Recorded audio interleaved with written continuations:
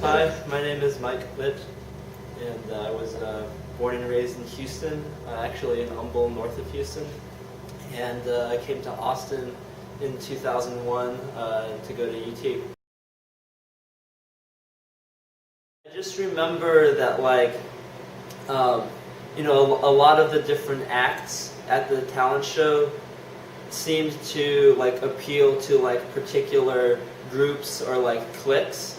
And I just, I mean, I might have been biased because of like where I was like up on stage, but it seemed that like we had really sort of like appealed to a cross section of everybody, and that just really sort of stuck with me as sort of like, you know, the power of, you know, entertainment, you know, and culture to sort of bring people together.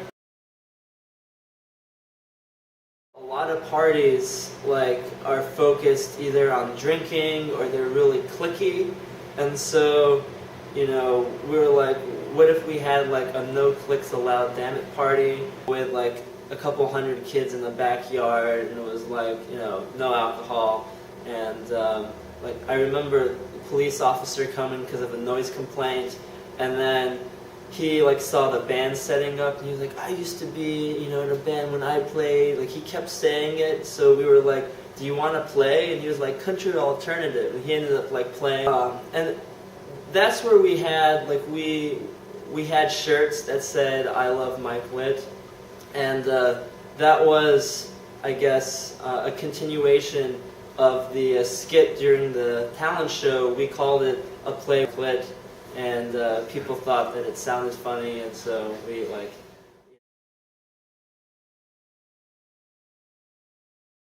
Typically, you know, during a city council campaign or a city council, like city council races, the voter universe is really small in the sense of like how many people like actually go out to vote, like in city races. And so what ends up happening is that, you know, for the most part, the campaigns, you know, spend or focus on reaching out to what are considered most likely voters. And most likely voters are people who have already voted before. You know, we covered our bases with that and ran a really aggressive, really rigorous field campaign. And at the same time, it was really important to me that we try to reach out to newer and younger voters. And so we had, in addition to that, a whole separate series of cultural events, you know, and ways to get Chris Riley and his message out to more people.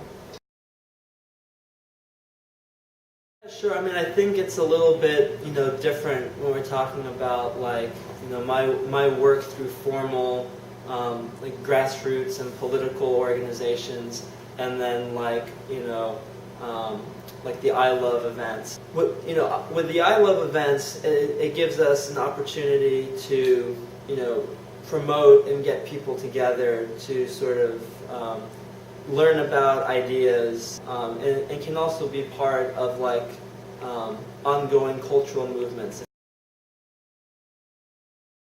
Actually, one of the first things that like, you know, that I learned is that, you know, it's more than knowledge being power. It's that like action based off of the knowledge you have is power. And so like I really believe that's what politics comes down to, is that it is about power. And you know, in order to pursue justice and to affect social change, you have to confront power. And the best way to do that is organizing. Whether you're organizing votes, whether you're organizing passage for a piece of legislation, whether you're organizing for a change in business or, you know, governmental policy. Are ways to sort of promote like our social values through just sort of our own sense of having fun. And I think, like, you know, you need both. You need a culture that sort of supports the politics that you're pursuing, and vice versa.